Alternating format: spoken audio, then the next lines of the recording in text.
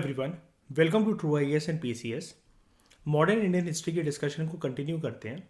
Previous lecture तक हम लोगों ने ये वाली बात कर ली थी कि मुगल एम्परर औरंगज़ेब की अध्यक्षता के अंतर्गत बंगाल में या कहीं पर भी देश के अलग अलग कोनों में नवाब्स जो थे वो देखते थे अपनी रिस्पेक्टिव टेरिटरीज़ को, लेकिन वो छत्र छाया में काम करते थे सेंट्रलाइज अथॉरिटी यानी कि मुगल एम्परर के अंदर। ऐसे ही बंगाल का एक नवाब था मुर्शिद कुली खान। जब फरमान दे दिया गया था औरंगज़ेब के द्वारा, तो मुर्शिद कुली खान को ये लगा कि बंगाल से जितना रेवेन्यू आ सकता है व्यापार से वो तो अब पूरा फ्री हो गया। और ईस्ट इंडिया कंपनी वाले मुझसे बदतमीज़ी दिखाते हैं। वो ये कहते हैं कि देखो, सेंट्रल अथॉरिटी से हमें फरमान मिला है तो हम तो कैसे भी करके तेरे को रेवेन्यू नहीं देंगे। तो अब क्या होगा? अब ना व्यापार की वजह से युद्ध छिड़ेगा। युद्ध दो चीज़ से छिड़ेगा कि एक तो जिन जिन नवाब्स का रेवेन्यू जा रहा था उनके हाथ से, एक तो वो बगावत करेंगे। वो बगावत सेंट्रलाइज अथॉरिटी मुगल एम्परर से भी करेंगे, आने वाले मुगल एम्परर से, क्योंकि औरंगजेब के बाद सब लोग बिना गोटली के आम ही थे। और जो ईस्ट इंडिया कंपनी है वो व्यापार के चक्कर में बगावत करेगी, बैटल करेगी दूसरी जो कंपनीज जो हिंदुस्तान में है और जो कि व्यापार पे अपना कब्जा जमा कर बैठे हुए हैं, डेरा डालकर बैठे हुए हैं और उनसे रेवेन्यू एक्सट्रैक्ट करने की कोशिश करते हैं। तो ईस्ट इंडिया कंपनी हर किसी को एलिमिनेट करना चाहती है और यहाँ पर जो नवाब्स हैं जिनका रेवेन्यू जो जा रहा है वो ईस्ट इंडिया कंपनी को एलिमिनेट करना चाहते हैं। तो ये एक पूरी की पूरी पावर टसल की एक बहुत बेहतरीन कहानी है जिसको हम स्टार्ट करते हैं इस लेक्चर में। How trade led to battles. ठीक है, व्यापार की वजह से युद्ध कैसे हुए। अब यही वो चीज़ है, यहीं से वो टॉपिक स्टार्ट है कि जब ये चैप्टर बोलता है ये वाली चीज़ जो हम आज का टॉपिक पढ़ने जा रहे हैं, ये वही वाली चीज़ है जो हमने शुरू में पढ़ा था कि शुरू में जो ब्रिटिशर्स थे दे वर रिलक्टेंट टू एक्वायर टेरिटरीज, यानी कि ये सिर्फ इकोनॉमिक पावर बनकर रहना चाहते थे। ये कैसे भी करके पॉलिटिकल पावर नहीं बनना चाहते थे, लेकिन इतना कुछ होने के बाद अब इनको पॉलिटिकल पावर बनना पड़ेगा। और सबसे बड़ी बात तो है जो राइवल जो ट्रेडिंग कंपनीज यहाँ पर ऑलरेडी चल रही हैं उनको एलिमिनेट करना पड़ेगा। तो through the early 18th century conflict जो था ईस्ट इंडिया कंपनी के बीच में और जो बंगाल के एक एक करके जो नवाब्स आते रहे उनके बीच में इंटेंसीफाई हो गया, क्योंकि बंगाल के नवाब्स के मेन रेवेन्यू जो था वो व्यापार से ही आता था, समुद्री व्यापार से। कोई शिप्स आ रही है, कोई गुड्स आ रहे हैं, इम्पोर्ट एक्सपोर्ट से। लेकिन जब ये सारी की सारी चीज़ें जो थी कुल मिलाकर दोस्तों ड्यूटी फ्री हो गई ना, तो वो नाराज़ हो गए। सेंट्रलाइज अथॉरिटी से तो नाराज़ थे ही, लेकिन कंपनी से भी नाराज़ थे। अब हुआ क्या, औरंगजेब तो पावरफुल रूलर था, उसके सामने बंगाल के जो नवाब थे या फिर और भी जगह के जो नवाब थे वो तो प्रोटेस्ट नहीं कर पाए। उनकी आवाज़ और हौसले इतने बुलंद थे नहीं कि औरंगजेब के सामने आवाज़ उठा लें। लेकिन इसकी मृत्यु के बाद ना अब बंगाल के नवाब के हाथ खुल गए कि बेटा अब तो नहीं रहा दिल्ली का बाप, और अब हम इन कंपनी वालों को नहीं छोड़ेंगे।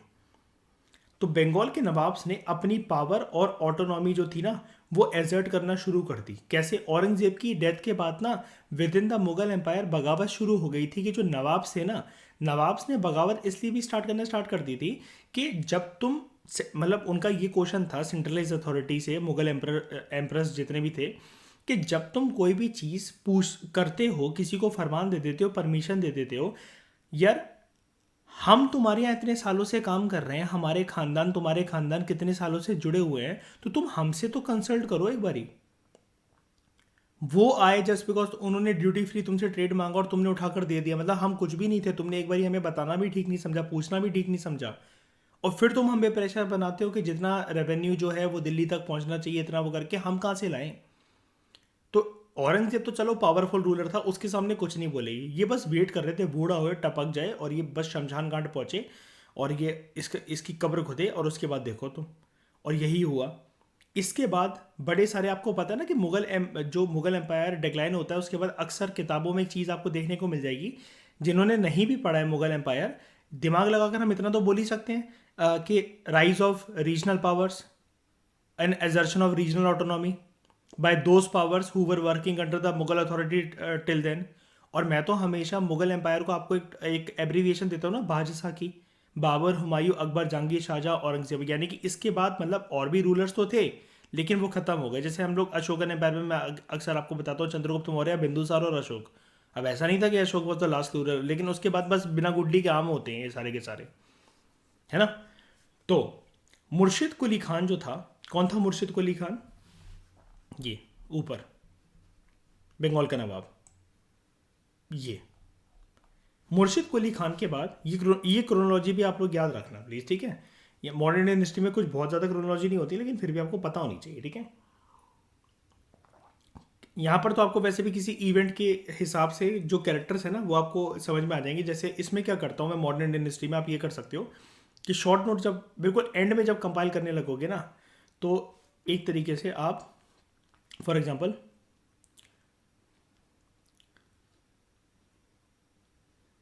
यहाँ पर कुछ ऐसे कुछ बादल बना लो, उसके अंदर ना एक ये कोई एक बैटल का जिक्र कर दो। फॉर एग्जांपल आप प्लासे के युद्ध का जिक्र कर रहे हो, उसके इर्द गिर्द ना, उसके इर्द गिर्द जितने भी कैरेक्टर्स हैं ना उनके बारे में लिख लो, डेट लिख लो, इवेंट्स लिख लो। तो ये ऐसे करते करते बस आपकी एक छोटी सी जगह पर ये सारी चीज़ें एक जगह पर रहेंगी। कंपल तो आपको ये रहेगा कि यार मेरे उस नोट में, उस डायग्राम में ये सारी की सारी जो चीज़ें थी ये दे रखी थी, ठीक है। तो ये पर्सन का नाम तो आना ही आना है, फिर आपको क्रोनोलॉजी अपने आप याद आ जाएगी। मॉडर्न इंडियन हिस्ट्री में ऐसे ही करा जाता है, ओके। ये लेकिन बिल्कुल एंड का नोट मेकिंग होता है कि जब एग्जाम में कुछ दिन या कुछ महीने ही बाकी रह गए हो और तब आपको सारा सिलेबस, सारी चीज़ें टिप्स पे हैं, बस आप थोड़ा बहुत रिवीजन के लिए जो जो भूल रहे हो शॉर्ट में सारे लोगों को, सारे बंदों को, सारी घटनाओं को बस एक जगह पर रखना चाहते हो कि वो घटना का जिक्र हुआ और सारे कैरेक्टर आपके दिमाग में दौड़ गए, ठीक है। अलग अलग हिस्ट्री की भी अलग अलग अप्रोच होती है। फॉर एग्जांपल आप पोस्ट इंडिपेंडेंस के अलग तरीके से बनाओगे, एंशंट के अलग, मेडिवल के अलग, मॉडर्न के भी अलग बनते हैं नोट्स। बंगाल के जो नवाब थे इन्होंने अपनी पावर और ऑटोनॉमी को एजर्ट करना शुरू करा दूसरे रीजनल पावर्स की तरह। मुर्शिद कुली खान के बाद जो बंगाल का नवाब आया वो आया, ये याद रखना क्रोनोलॉजी, मैं ग्रीन कलर से बना रहा हूँ इसको। Murshid Quli Khan, he was followed by Alivardi Khan, और अलीवर्दी खान के बाद सिराजुद्दौला। ये एक के बाद एक नवाब जो थे आपको देखने को मिलते हैं इस इतिहास में। इस टाइम पर हर कोई इनमें से एक स्ट्रॉन्ग रूलर था, और इन्होंने जो कंपनी को कंसेशन औरंगजेब जैसे बेवकूफ़ एम्परर ने दे दिया था, इन्होंने मना कर दिया हम कोई कंसेशन नहीं देने वाले। और इन्होंने कंसेशन तो छोड़ो, कंपनी से डिमांड करा कि बहुत सारा ट्रिब्यूट जब तुम हमें ला कर दोगे तब हम तुम्हें बंगाल की खाड़ी से, बे ऑफ बंगाल से या फिर बंगाल के पोर्ट सेंटर से हम तुम्हें ट्रेड करने देंगे, उसके बाद ही हम तुम्हें राइट देंगे कि तुम व्यापार कर सकते हो। ईस्ट इंडिया कंपनी इस टाइम तक क्या करने लगी थी, जब औरंगजेब ने परमिशन दे दी थी ना, तो इन्होंने ना उस परमिशन को कुछ ज़्यादा ही एग्जैजरेट करके समझकर अपने मन से बहुत सारी चीज़ें ये करने लगे थे अपने मतलब बिना किसी की परमिशन पूछे। सिक्के बनाना खुद के, अपने सिक्के मतलब मिंट करना। इन्होंने जो बंगाल के नवाब थे जो बाद में आए, इन्होंने साफ तरीके से डिनाई कर दिया कि तुम अब सिक्के अपने मिंट नहीं कर सकते हो। और अब ये चीज़ आपको क्लियर है ना मेरे इकोनॉमिक्स के लेक्चर्स के बाद कि मिंटिंग और प्रिंटिंग में क्या फ़र्क होता है ना। प्रिंटिंग करेंसी नोट्स की होती है और मिंटिंग सिक्कों की होती है ना। और इनको ये भी रोक दिया गया कि ये अपनी फोर्टिफिकेशन जो हैं इसको एक्सटेंड नहीं कर सकते। इनको क्योंकि डर लगता था कि दूसरी जो व्यापारी कंपनियां वो इन पर अटैक ना कर दें। तो यहाँ पर मैं एक बार बस रिकॉल करवाना चाहूँगा, इन्होंने जब फर्स्ट इंग्लिश फैक्ट्री सेटअप करी थी हुगली रिवर के किनारे, तो इन्होंने यहाँ पर इसके इर्द गिर्द जो है वो फोर्ट भी बना लिया था। यहाँ पर एक चीज़ लिखी हुई थी ना, हाँ देखो, they build a fort around the settlement, fortification करना, ये काम भी इन्होंने कर दिया था। लेकिन ये सारी चीज़ें बंगाल के आने वाले नवाब्स ने मना कर दी, और बल्कि उन्होंने आरोप लगाया कंपनी के ऊपर कि ये ना पैसे छुपाते हैं, बचाते हैं, प्रॉपर देते नहीं हैं, और बड़ी सारी चीज़ों में धोखेबाजी करते हैं। दे क्लेम डैट कंपनी जो है ईस्ट इंडिया कंपनी, बंगाल के नवाब का ऐसा कहना था कि ईस्ट इंडिया कंपनी वो डिप्राइव कर रही है बंगाल की गवर्नमेंट को कि बहुत ज़्यादा अमाउंट ऑफ रेवेन्यू जो बंगाल के पास आना चाहिए वो आता नहीं है, और इसका मतलब है नवाब की नाराज़गी।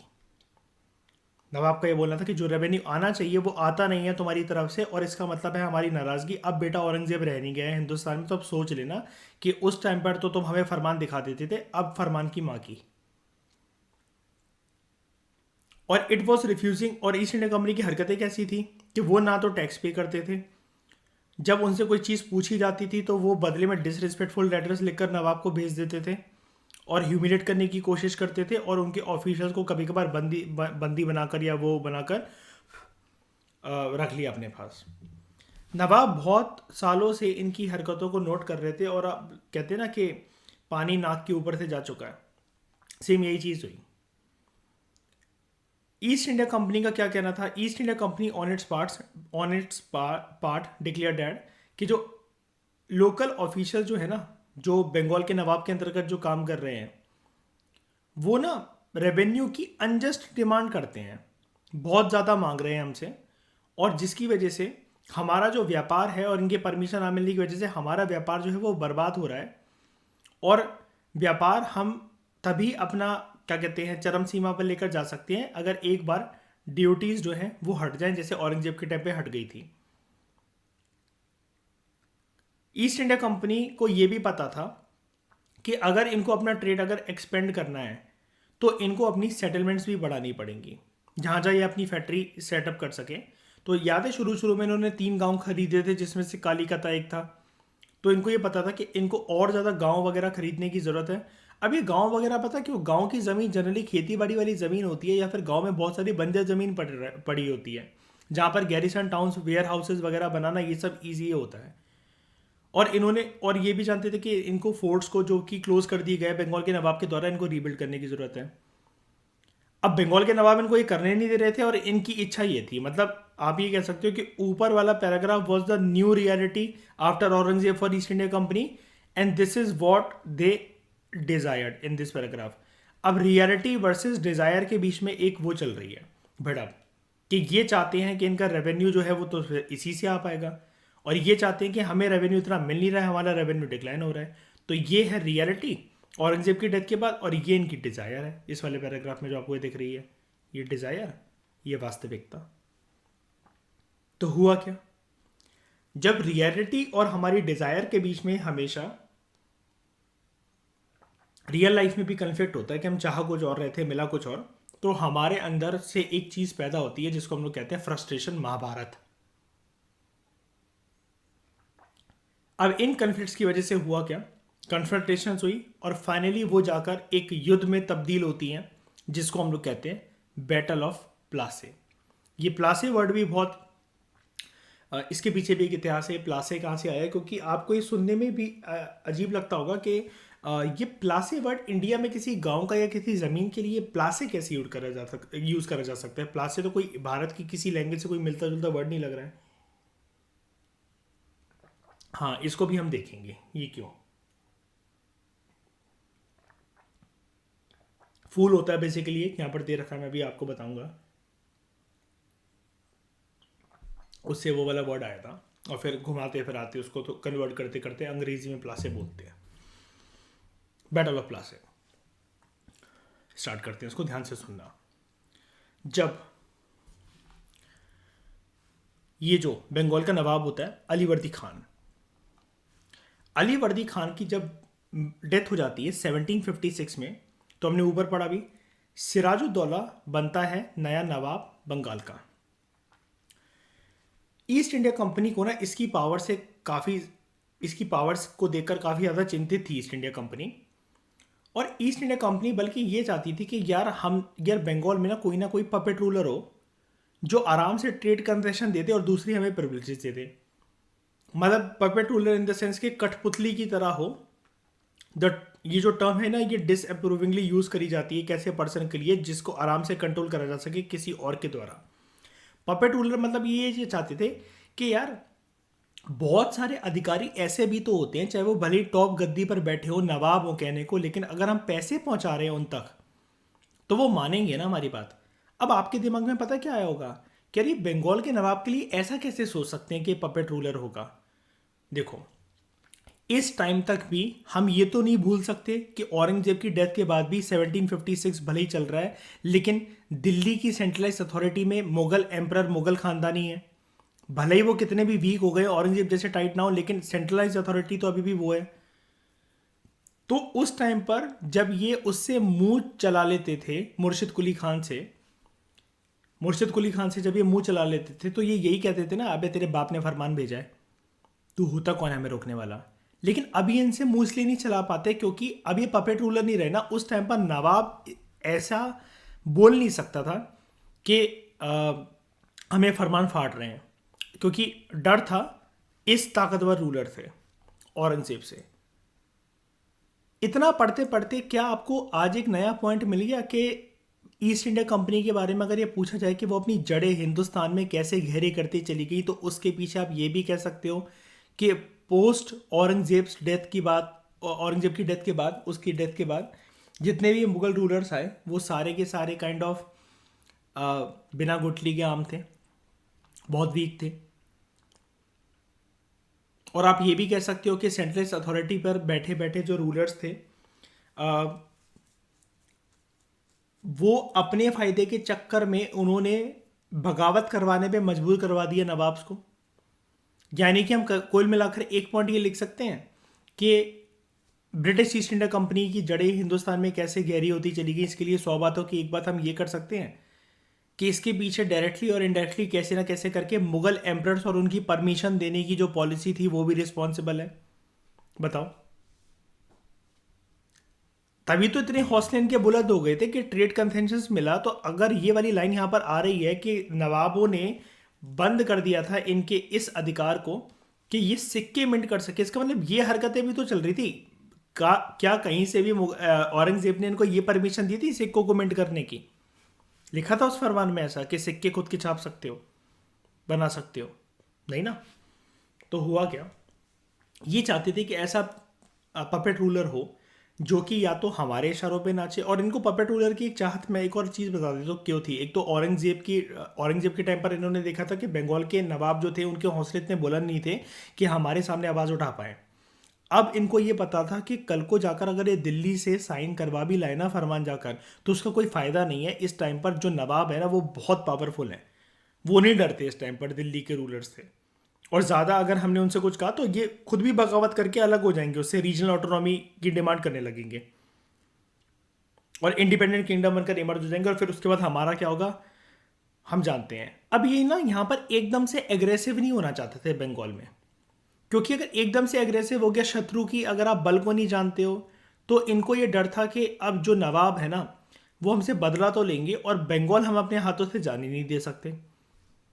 अंग्रेजों में एक चीज आपको लगातार देखने को मिलेगी, पता है क्या?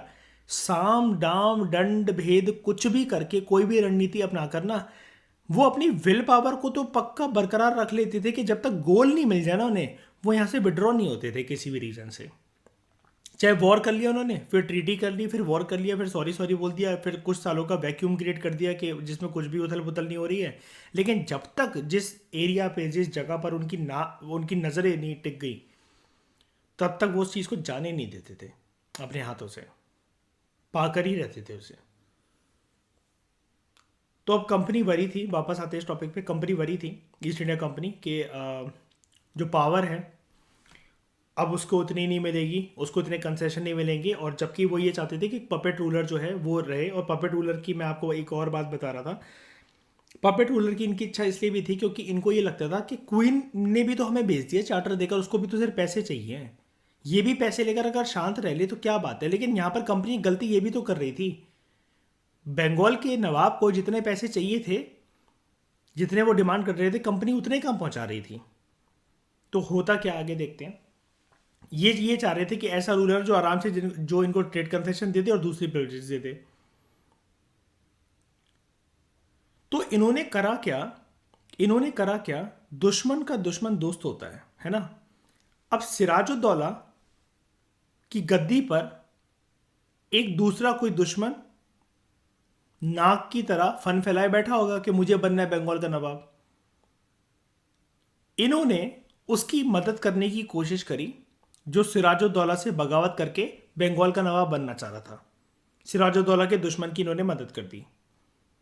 जैसे ही सिराजुद्दौला को इस बात की भनक लगी तो सिराजुद्दौला ने पहले तो एक बारी वार्निंग भिजवाई कंपनी को कि खबरदार कि अगर बंगाल के पॉलिटिकल अफेयर्स में या फिर उसकी राजगद्दी पर तुमने किसी भी तरह की दखल अंदाजी करने की कोशिश करी, जितने फोर्ट्स तुम बना रहे हो उसको इमीडिएटली स्टॉप कर दो और इतना इतना रेवेन्यू इस तारीख तक हमें पहुंचा दो। जब ये नेगोशिएशन फेल हो गए, कंपनी इन इस सिराजुद्दौला की इस एक्सपेक्टेशंस पे खरी नहीं उतर पाई, तो बंगाल का नवाब, इसकी पावर देखो जरा आप। ईस्ट इंडिया कंपनी की एक फैक्ट्री थी कासिम बाजार में, कासिम बाजार में वहां पर गया सिराजुद्दौला 30,000 सैनिकों के साथ। 30,000। जस्ट इमेजिन द नंबर कि किसी के एक गांव के बाहर या फिर एक जगह के बाहर एक पर्टिकुलर 30,000 लोग खड़े हुए हैं। होगा क्या? कंपनी के ऑफिशियल्स को कैप्चर कर लिया गया, उनके गोडाउन को लॉक कर दिया गया, सबकी बंदूकें छीन ली गई और जितने भी अंग्रेजी जहाज वगैरह खड़े हुए थे उनको ब्लॉक कर दिया गया। उसके बाद जब सिराजुद्दौला को पता लगता है कि कुछ कंपनी के ऑफिशियल्स कलकत्ता में भी हैं, तो वो कलकत्ता की तरफ मार्च करता है कि कंपनी का जो फोर्ट था वहाँ पर उस पर कब्जा करने के लिए। जैसी ईस्ट इंडिया कंपनी को ये भनक लगती है कि कलकत्ता हमारे हाथों से छूट जाएगा, गिरने वाला है, कंपनी जो ऑफिशियल्स हैं ना मद्रास के अंदर, ईस्ट इंडिया कंपनी के, आपको पता है ना, बॉम्बे, मद्रास और बंगाल में ऑपरेट कर रहे थे, तो जो मद्रास के अंदर जो ऑफिशियल्स बैठे हुए थे, घटनाक्रम ऊपर वाले पैराग्राफ में कहाँ चल रहा है? बंगाल में, प्योर तरीके से बंगाल में चल रहा है। यहां लेकिन इनके सैनिक कम पड़ गए ना सिराजुद्दौला की फोर्सेस के सामने, है ना। तो मद्रास में इन्होंने फोर्सेस अपनी बुलवाई अंडर द कमांड ऑफ, इस पर्सन का नाम ना भूलना, रॉबर्ट क्लाइव। Robert Clive. और इनकी जो नेवल पावर वाले जो बंदे थे जो शिप्स वगैरह लेकर, उनको भी कमांड दी गई कि तुम भी बंगाल की खाड़ी तक पहुंचो और बंगाल के बॉर्डर तक पहुंचो। यानी कि ऐसे ये डायरेक्शन कुछ इस प्रकार से थी।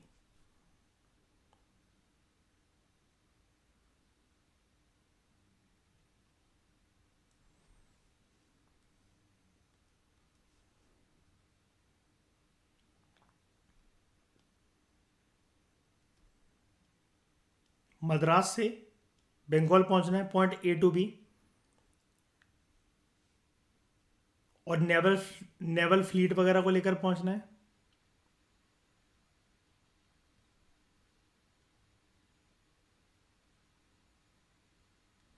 और रास्ता होगा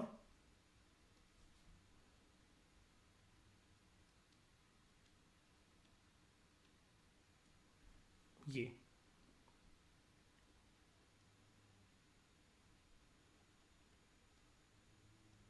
मद्रास से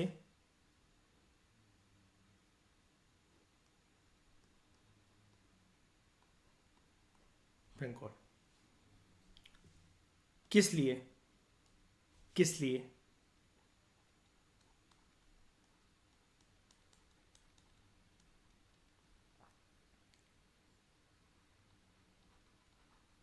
एक्स्ट्रा सपोर्ट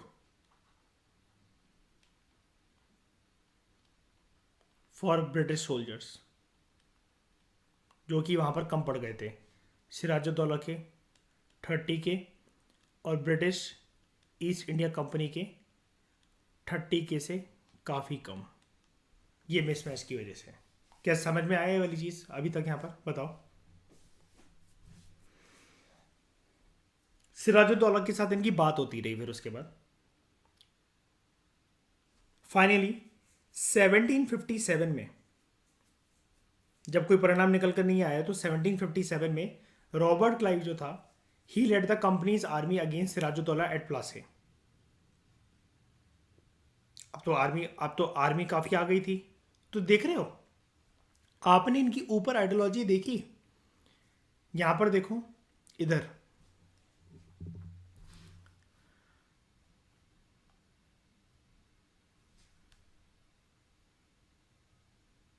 मैं यहां पर आपको दिखाता हूं ये।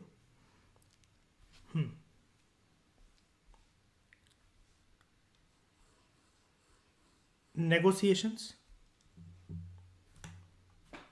उसके बाद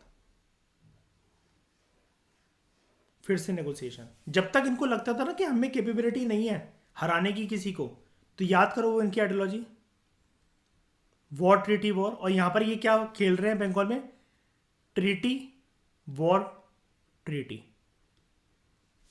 यहां पर ऐसे चल रहा है, एकदम से वॉर नहीं करा पहले। अभी तक तो बंगाल के नवाब भी तो हावी हो रहे हैं इन पे, इन्होंने कुछ करा क्या अभी? नहीं। यहां पर भी जब इसने इतनी फैक्ट्री वगैरह को कब्जा कर लिया तब भी इसने क्या करा? कुछ नहीं। ये नेगोशिएशंस का मतलब क्या है? अभी बातचीत ही चल रही है। लेकिन जैसे ही मद्रास की फोर्सेस यहाँ पर पहुंची और क्लाइव को लगा, क्लाइव को वैसे भी बात करनी तो थी ही नहीं, पहली बात है। क्लाइव को वैसे भी बात करने में कोई इंटरेस्ट नहीं था, वो तो बस वेट कर रहा था कि मद्रास से ये ब्रिटिश नेवल फोर्सेस या जो भी सोल्जर्स हैं वो जल्दी कैसे पहुंचे बंगाल की तरफ। तो रॉबर्ट क्लाइव जो था उसने जो ईस्ट इंडिया कंपनी को उसने लीड करा आर्मी को अगेंस्ट सिराजुद्दौला एट प्लासे। तो one of the main reason कि नवाब की जो डिफीट हो गई सिराजुद्दौला की, वो इस वजह से थी कि जो फोर्सेस, सिराजुद्दौला की जो फोर्सेस थी, जो सिराजुद्दौला का कमांडर था ना, जो रॉबर्ट क्लाइव और ईस्ट इंडिया कंपनी के अगेंस्ट जिसको सिराजुद्दौला ने भेजा था, वो था मीर जाफर। ये वन ऑफ द सिराजुद्दौला का कमांडर था। एक्चुअली इसने कभी बैटल लड़ा ही नहीं, क्योंकि रॉबर्ट क्लाइव ने बीच रास्ते में ही ये चीज़ मैनेज कर ली थी कि देखो, जब दोनों की फोर्सेस इमेजिन कर लो कि कैवेलरी और इन्फेंट्री आमने सामने खड़ी हुई है, तो एक घोड़े पर क्लाइव बैठा हुआ है, एक घोड़े पर मिर्जाफर बैठा हुआ है। तो उसने मिर्जाफर से बोला कि देखो, कुछ हमारे मरेंगे बंदे, कुछ तुम्हारे मरेंगे बंदे, क्यों लड़ रहे हो उसके लिए? अगर मैं तेरे को बंगाल का नवाब बना दूँ तो उसने बोला पॉसिबल है ऐसा? और किसको नहीं चाहिए होती है गद्दी? तो उसने बोला कि ये जो तो तेरी जो फोर्सेस है जो मेरी तरफ आ रही है, तो इसका रुख सिराजुद्दौला की तरफ ले ले। ठीक है। तो क्लाइव जो है, Clive had managed to secure his support, इसको प्रॉमिस करके मीर जाफर को कि सिराजुद्दौला जहां एक बारी खत्म हुआ तो तू बन जाएगा बंगाल का नवाब, हम तेरे को इंस्टॉल करवाएंगे। और ये सपना इनका कायम हो गया कि नहीं हो गया? जो मैंने आपसे विल पावर की इनकी बात करी, पपेट रूलर एक जो चाहिए था इनको, और जो इनको बंगाल में ट्रेड कंसेशन वगैरह चाहिए था, अब इनको परमिशन मांगने की जरूरत नहीं है। जब नवाब को ये हरा दिया बंगाल के, तो अब तो चाहे सिक्के मिंट करो, चाहे फोर्ट बनाओ, चाहे जो मर्जी करो। मैंने बात करी ना, इसलिए अंग्रेजों की एक तारीफ तो है कि विल पावर बहुत स्ट्रॉन्ग, चाहे कैसे भी। और will power strong in the sense कि टिके रहना उस मकसद पे, उस गोल पे, चाहे फिर कभी कभार झुकना पड़े, कभी कभार ताकत दिखानी पड़े, या फिर से झुकना पड़े, या कोई षड्यंत्र खेलना पड़े।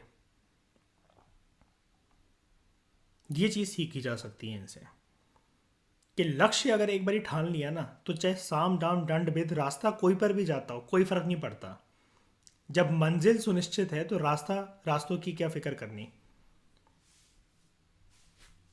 रास्तों की तरफ गौर करोगे तो मंजिल बुरा मान जाएगी।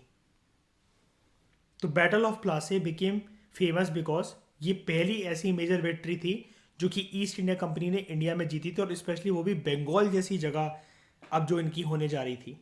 और वहाँ के नवाबों को हराना इन्होंने कभी सोचा भी नहीं था कि ऐसा होगा। तो एक क्वेश्चन जो आपको देखने को ये मिल सकता है, क्या ये क्वेश्चन अटेंड करने की कोशिश करिएगा आप लोग।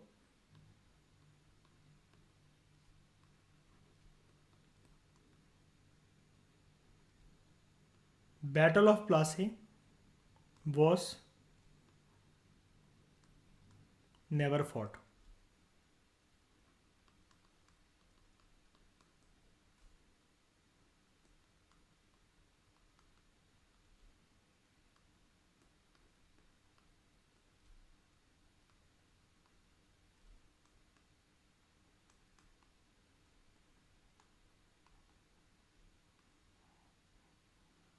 कितने में भी आ सकता है ये। 10 या 15 मार्क्स के क्वेश्चन होते हैं।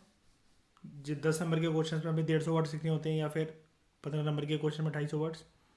ये क्वेश्चन आ सकता है, battle of Plassey was never fought, critically exam में। लड़ाई ही नहीं गया एक्चुअली, लेकिन फिर भी इसको बैटल बोलते हैं। सिंपल सा क्वेश्चन पटक देगा यूपीएससी आपके सामने या कोई भी एग्जाम, कि लड़ाई ही नहीं गया, battle of Plassey was never fought. Examine, critically examine, analyse, give relevant facts, कुछ भी।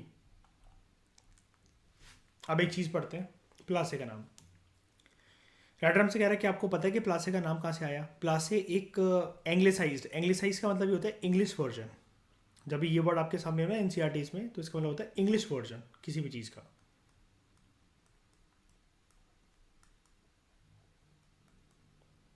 ये प्रोनाउंसिएशन है पलाशी की। और इस जगह को, जो कि गांव था पलाशी, इसको अपना नाम मिला फ्रॉम द पलाश ट्री, जो कि बहुत ब्यूटीफुल रेड फ्लावर्स होते हैं जिनसे होली पर जो गुलाल बनता है, जो रंग लगाते हैं हम, वो वहाँ से डिराइव होता है।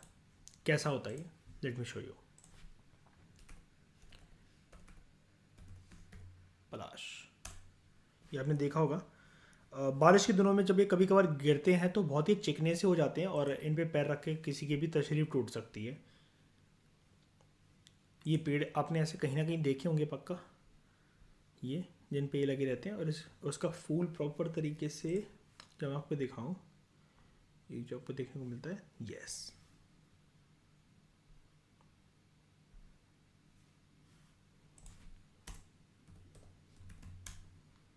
और पलाश से बनता है गुलाल। जब ये भिखमंगियाँ होली खेलती हैं इससे, ठीक है।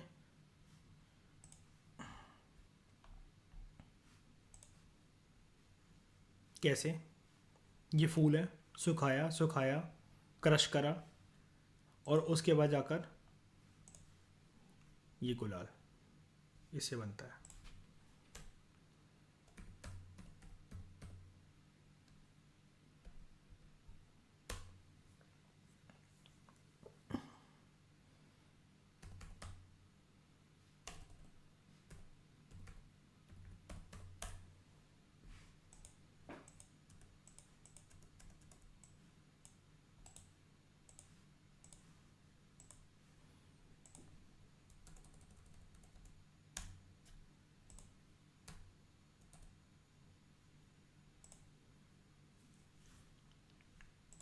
आप लोगों के पास जो एनसीईआरटी होगी ना, आवर पास 3 की जो बुक है, उसके ऊपर यही डायग्राम बन रखा है।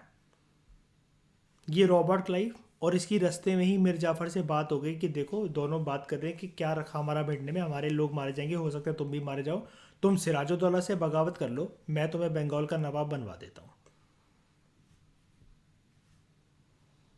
ये देखिए, अगर आपके पास ये बुक है फिजिकल फॉर्मेट या पीडीएफ की फॉर्म में, तो आपने इसका इंट्रोडक्टरी कवर ये देखा होगा। यही आपकी बुक का इंट्रोडक्टरी कवर है, यही यही घटनाक्रम यहाँ पर जो दिखाया जा रहा है। ओके,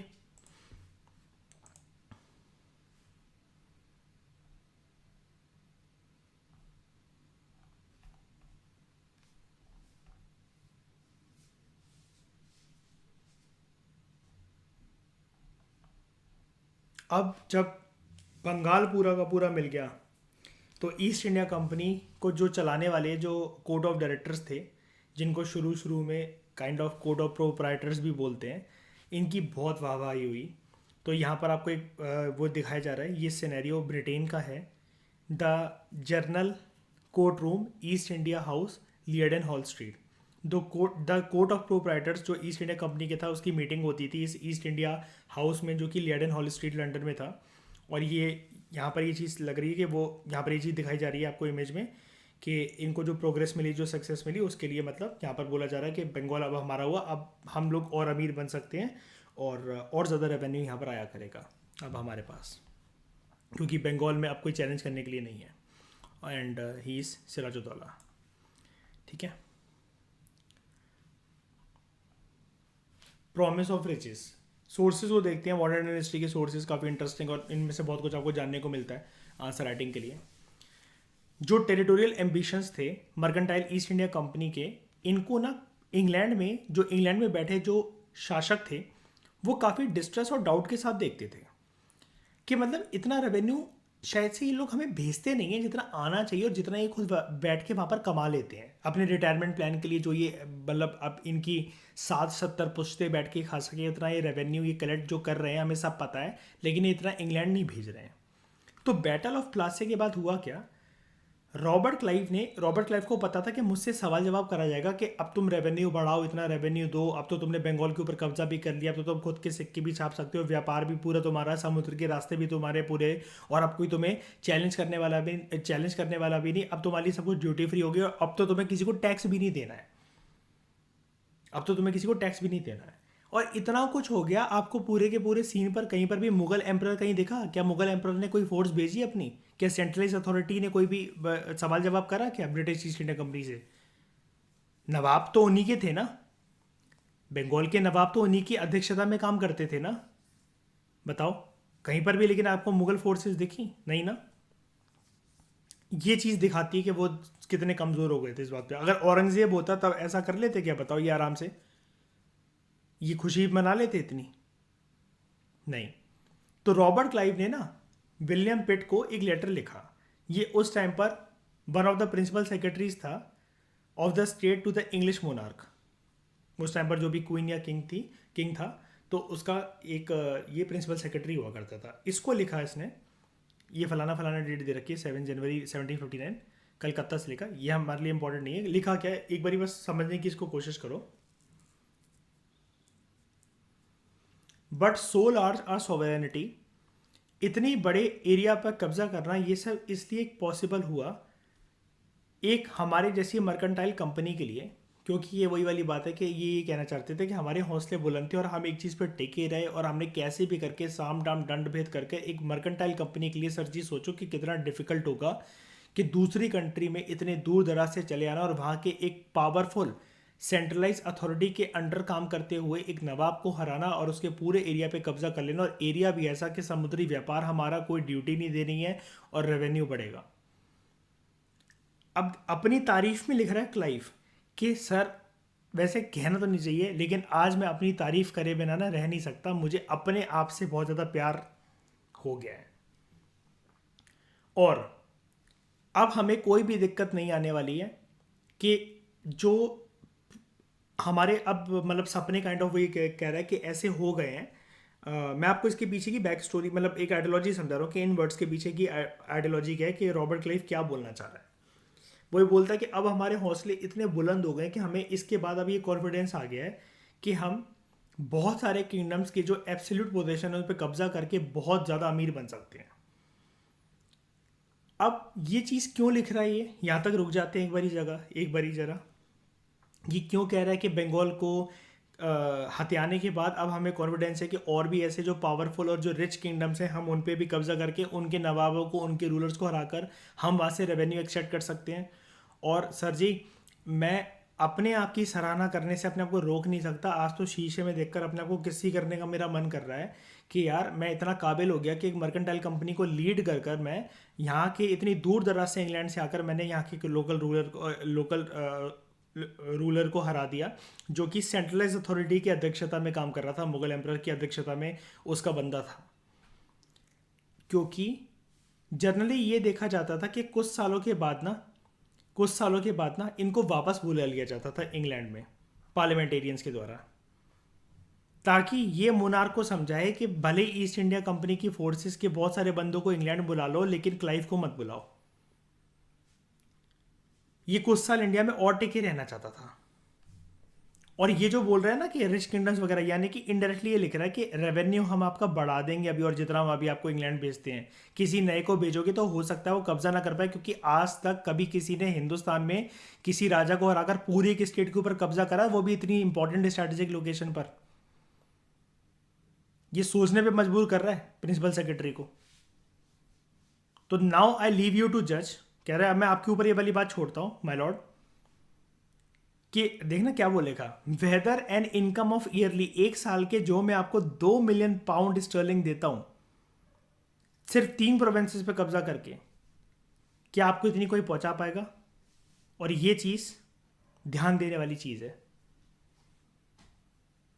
क्लाइव टेके रहना चाहता था, इस वजह से समझ पाए ना इस चीज को, ये टफ अंग्रेजी को या जो भी लिखी थी यहाँ पे, है ना।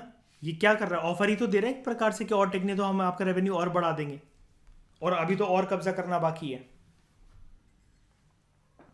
ये चीज तो अब आप ये समझ गए इस फोटो का मतलब कि यहाँ पर क्या डिस्कस हो रहा होगा कि किसको इंडिया रहने देना है और किसको वापस बुला लेना है। लंदन में क्या डिसाइड हो रहा है, ठीक है। नाम तो कमा के दिया इसने और नाम के साथ साथ पैसा भी आएगा अब तो, एरिया भी इनका। तो after after the defeated Plassey, Sirajuddaulah जो था उसका मर्डर हो जाता है, आगे की कहानी। और मिर जाफर को जैसा प्रॉमिस करा जाता है इसको नवाब बना दिया जाता है। लेकिन अब ये नवाब कैसा नवाब होगा बताओ।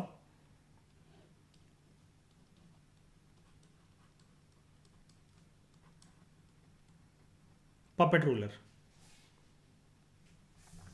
लेकिन अब देखने वाली बात पता है क्या है, बहुत इंटरेस्टिंग एस्पेक्ट, कि हमें ऐसा लगेगा ना कि ईस्ट इंडिया कंपनी अब प्रॉपर तरीके से मतलब पॉलिटिकल एडमिनिस्ट्रेशन को भी संभालेगी बंगाल की। जब कब्जा कर लिया, वहाँ के नवाब को हटा दिया, हरा दिया और अपना एक पपेट रूलर इंस्टॉल कर दिया, तो पॉलिटिकल एडमिनिस्ट्रेशन संभालेगी, हमें यही लगेगा ना।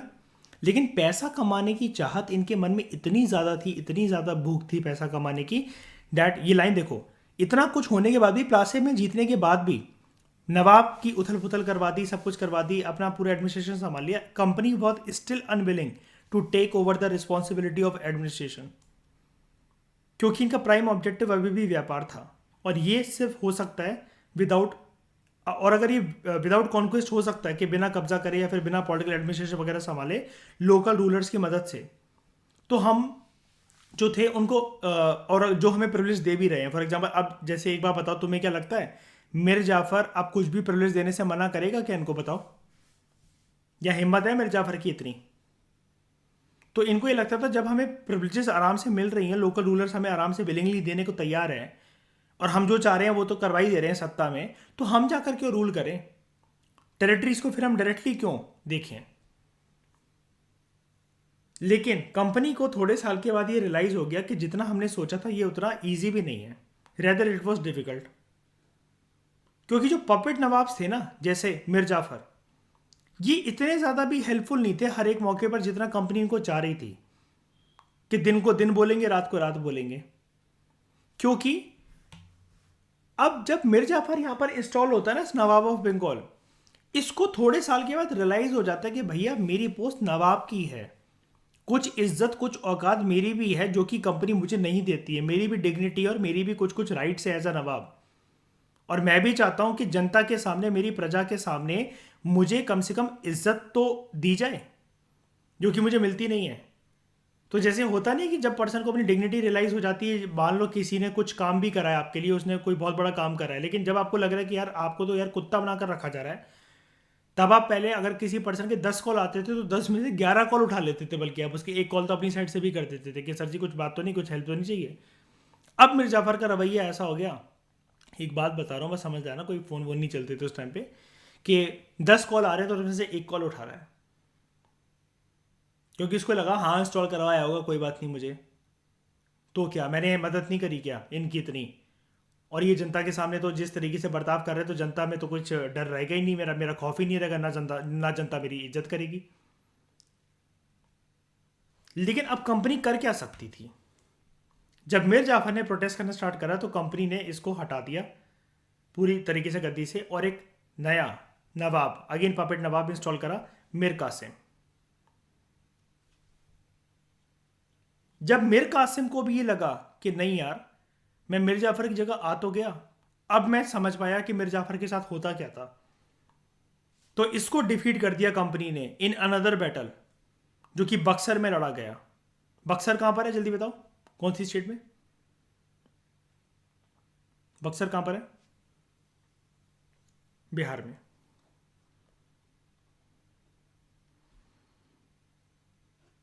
1764 में, जो कि बंगाल से खदेड़ के फेंका गया था, और मिर जो इसको निकाल दिया बैटल ऑफ बक्सर में, हराने के बाद मिर कासिम को बंगाल से भगा दिया गया, और दोबारा कंपनी ले आई मिर जाफर को, दोबारा जिसको निकाल के फेंक दिया क्या, इसको दोबारा ले आई।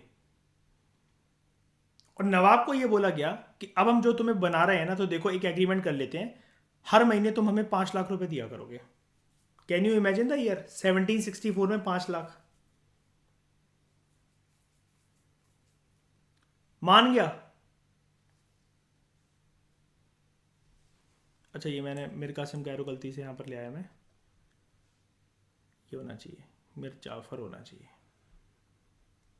ये मान भी गया, लेकिन देखो इसके मानने के बाद 5 लाख रुपए, 5 लाख रुपए मान गया 1764 में देने को, ईयर देखो तुम। और उसके बाद कंपनी कह रही है हमें और पैसा चाहिए, क्योंकि हमें युद्ध लड़ने हैं, हमें ट्रेड की डिमांड्स को मीट करना है और दूसरे भी हमारे कुछ कुछ खर्चे हैं। कंपनी की भूख बढ़ती चली जा रही थी और टेरिटरीज और रेवेन्यू के लिए। कुछ सालों के बाद मीर जाफर की मृत्यु हो जाती है 1765 में, और कंपनी का मूड जो है अगले ही साल हो जाती है, कुछ सालों के बाद के 1765 में, बक्सर के बाद ही। और जो कंपनी का मूड है इट हैज़ चेंज। कैसा मूड? कि अभी तक वो पॉलिटिकल पावर नहीं बनना चाहते थे। कंपनी को रियलाइज हो गया यार ये पपेट नवाब किसी काम के नहीं है, आधी एनर्जी आधी विल पावर तो इन्हीं को मनाने में, रूटने में, इंस्टॉल री इंस्टॉल करवाने में, हटाने में लग जाती है। हमें नवाबों के साथ ही तो 2 वॉर लड़ने पड़ गए, एक बैटल ऑफ प्लासी और एक बैटल ऑफ बक्सर। बताओ अभी तक किसी और फॉरेन पावर के साथ दिख रहे हैं कि आपको ये वॉर? बताओ, इन्हीं के साथ लड़ने पड़ गए। तो क्लाइव ने डिक्लेयर करा हमें ही नवाब बन जाना चाहिए। तो अगर ये कल को क्वेश्चन आए किसी भी एग्जाम में घुमा फिरा कर कि ब्रिटिशर्स की साइड से वो कौन सा गवर्नर जनरल था बंगाल में या कहीं पर भी कि जिसने पॉलिटिकल पावर पहली बार इंडिया में अपने हाथ में लेने का सोचा, क्योंकि अभी तक तो ये सिर्फ इकोनॉमिक पावर के तौर पे ही रहना चाहते थे, इनको वही पसंद था और इनको वही ज़्यादा ठीक और वही ज़्यादा चीज़ लॉजिकल लग रही थी। तो कौन था वो? Robert Clive. और किसने डिक्लेयर करा कि हमें खुद नवाब बन जाना चाहिए? तो वो रॉबर्ट क्लाइव। फाइनली 1765 में जो मुगल एम्परर था उसने ईस्ट इंडिया कंपनी को अपॉइंट कर दिया as diwan of the provinces of Bengal. और याद है लक्ष्मीकांत का पहला पैराग्राफ जो हम पढ़ते हैं, पहला पेज चैप्टर 1 में, बैटल ऑफ बक्सर के बाद इनको क्या मिल गए थे? दीवान अपॉइंट कर दिया। तो diwani rights, right to collect revenue and to trade in BOB. क्या ये बॉब? बंगाल, उड़ीसा एंड बिहार। एक मिनट के लिए ये सब इरेज करते हैं। और कंपनी को मिलेगा दीवानी राइट्स, ईस्ट इंडिया कंपनी को मिलेगा दीवानी राइट्स। ये जो दीवानी राइट्स थे इट अलाउड द कंपनी कि वो वास्ट रेवेन्यू जो रिसोर्सेज थे बंगाल के उनको यूज कर सके, और जो मेजर उनको जो दिक्कत फेस करने को मिल रही थी रेवेन्यू की, वो सॉल्व हो गई। तो from the early 18th century इसका जो ट्रेड था इंडिया के अंदर वो एक्सपेंड हुआ। बट अगेन यहां पर एक चीज थी, इस जमाने में एक चीज चलती थी इनके साथ, बड़े सारे जो गुड्स है ना इंडिया के अंदर जो इनको खरीदने पड़ते थे वो ना गोल्ड और सिल्वर को यूज करके खरीदने पड़ते थे, जो कि ये ब्रिटेन से इंपोर्ट करवाते थे, क्वीन भेजती थी। क्योंकि इनको खरीदने इसलिए पड़ते थे because this was the time जहां पर Britain had no goods to sell in India. यानी कि जब आप कोई भी चीज खरीद रहे हो तो आपकी जेब से पैसा लग रहा है, और बेच आप पा नहीं रहे हो तो इसका मतलब आपकी जेब से अभी रेवेन्यू जाता ही जा रहा है। लेकिन बैटल ऑफ प्लासी के बाद ब्रिटेन से जितना गोल्ड आ रहा था ना, अब वो गोल्ड ना गुड्स की सामान के खरीदने में कम,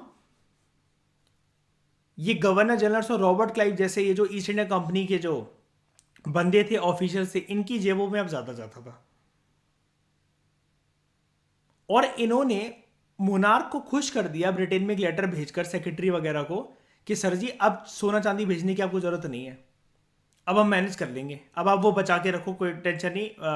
उनसे बोलना, मैडम साहिबा से बोलना, मोनार्क से बोलना कि वो जो सोना चांदी बेचती थी अब वो सुबह सुबह की कॉफी में और चाय में मिलाकर पी लें उसको, अब वो खुश रहें।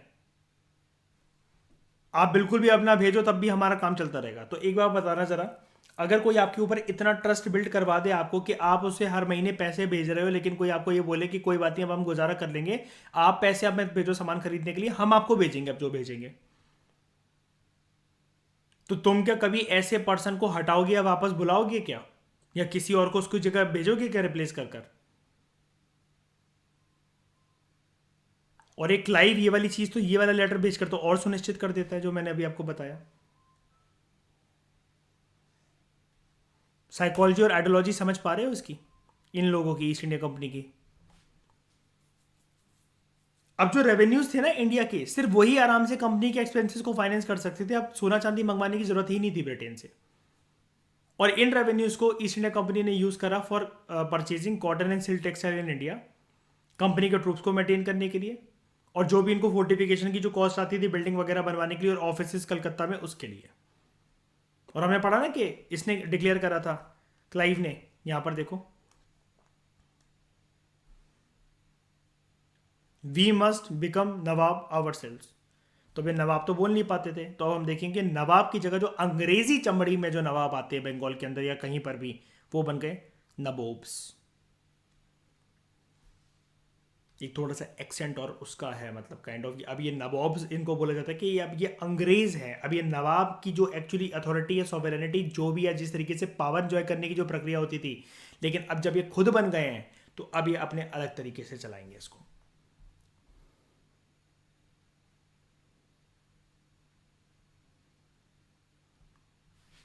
1733 में बंगाल का एक नवाब होता है,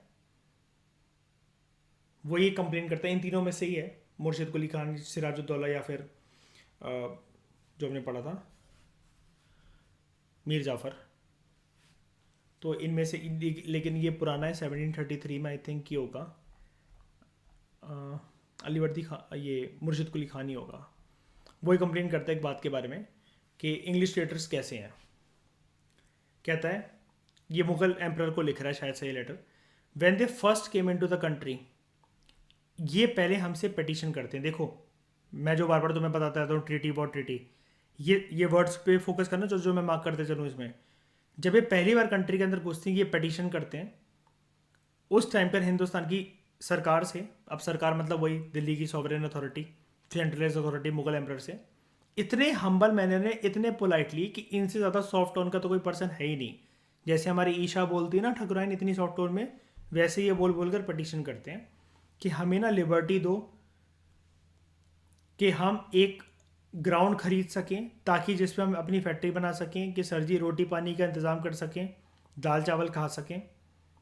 लेकिन इसके बाद ये जब ग्राउंड मांगते हैं, देखना क्या बोल रहा है इसके बारे में। कह रहा है पहले तो भिखमंगा बनकर इतनी सॉफ्ट टोन में ग्राउंड मांगते हैं, और मुगल एम्पर आराम से इनको बनाने की परमिशन दे भी देते हैं कि हाँ तुम अपनी फैक्ट्री वगैरह उस ग्राउंड पे बना लो, जबकि इनका ग्राउंड है वो खरीदा हुआ होता है, इन्होंने परचेज करा होता है उसे।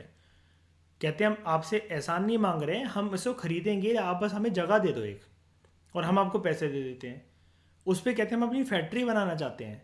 लेकिन ये नवाब कह रहा है कि परमिशन ली थी फैक्ट्री की, बना देते हो उस पर बहुत बड़ा फोर्ट,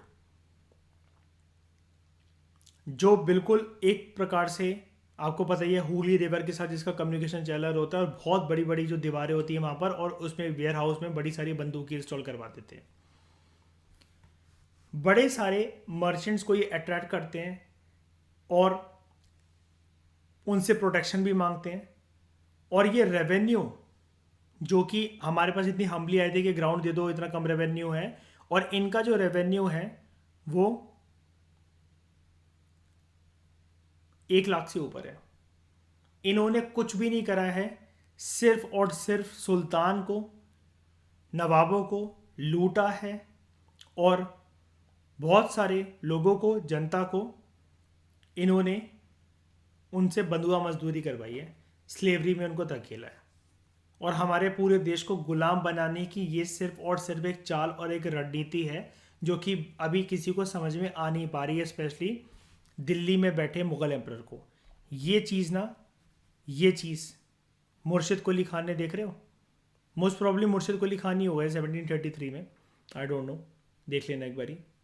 ये इसने तभी चौकन्ना कर दिया था, देखो 1733 में। और आप इतिहास का एक गेम देखो, प्लासे कब होता है? 1757 में। 1757 में प्लासे, रिवोल्ट ऑफ 1857, 100 साल के बाद ये, और काइंड ऑफ 1947, आज़ाद।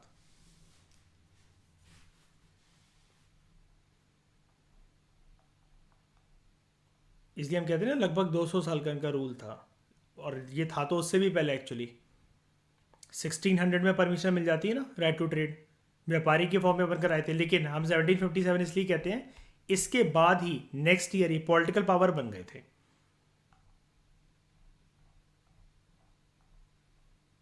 मैंने बहुत कॉम्प्रिहेंसिव तरीके से, कुछ रह तो नहीं एक बारी, चलो ज़रा, मैंने बहुत कॉम्प्रिहेंसिव तरीके से कवर करवाया क्या ये, और ये था रॉबर्ट क्लाइव, यहाँ पर आपको दिख रहा है। क्या आपको ये सारी चीज़ें समझ में आई हैं अच्छे से, आराम से? कोई डाउट है किसी का? कोई कुछ पूछना चाहता है?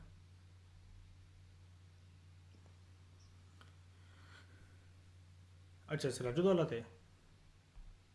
अच्छा, हाँ तो ठीक है, ये तो वैसे भी बहुत स्ट्रिक्ट था ना मुगल एम्परर के टाइम पर, मतलब मुगल एम्परर के बाद, औरंगजेब की डेथ के बाद जब ये आया। सिराजुद्दौला बता रहे हो ना आप ये?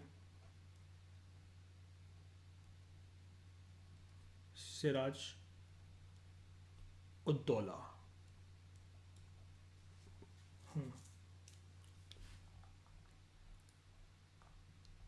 ओके, अब हम अगले लेक्चर में देखेंगे कि ये नबोब कैसे बन जाते हैं।